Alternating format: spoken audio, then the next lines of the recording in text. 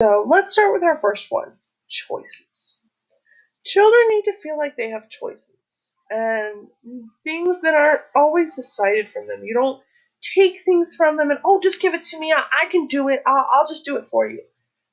Because when we do that, we're taking away from them. We're diminishing their ability to do it themselves. And then when they grow up and it's like, oh, well, I just don't understand why you're so indecisive. It's because you've allowed them to be.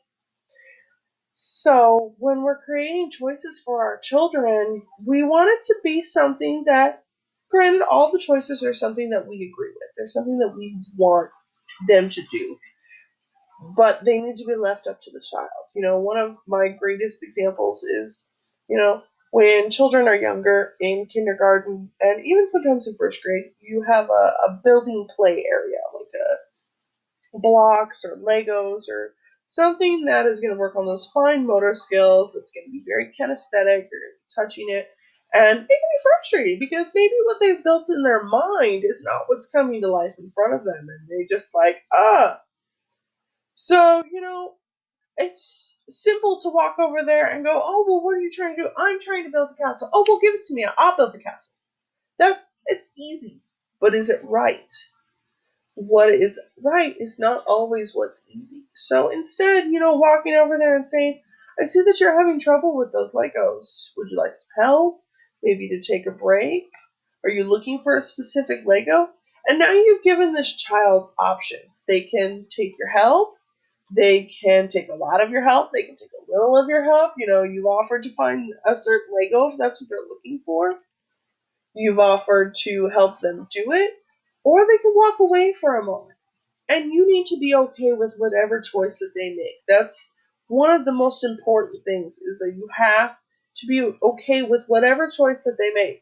They can't say, oh, well, I want to take a break. And then you go, no, you just keep doing it. Because why did you give them that choice if it wasn't a choice that you wanted them to make? And these choices, they can arise throughout the day. It's, well, what do you want? Instead of having open conversations like, oh, well, what do you want to do? Because then you've left the child open with all these different possibilities, and you may not be happy with the one that they're going to spout off, the one that they're going to want to do.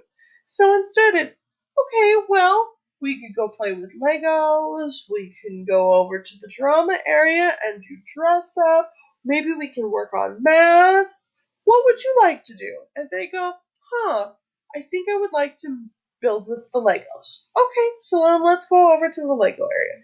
Now this child has made a choice. You didn't just go, okay, well, let's go to the Legos because I feel like that's what you should be doing right now.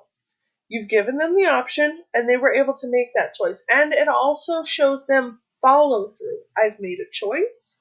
I want to be at the Lego area, so when they walk over there, maybe they play for 5-ish minutes, and then they leave a mess, and they get up and walk away. You can then show them the follow through of that. You can walk them back over that area and go, well, I see that you were playing with the Legos earlier, but I noticed that you left a mess. Now, it was, you wanted to be over here, so I ask that when you're done wanting to be over here, maybe you could clean up. Because that's not really fair to maybe the next child that wants to be over here, because it's not their mess, is it?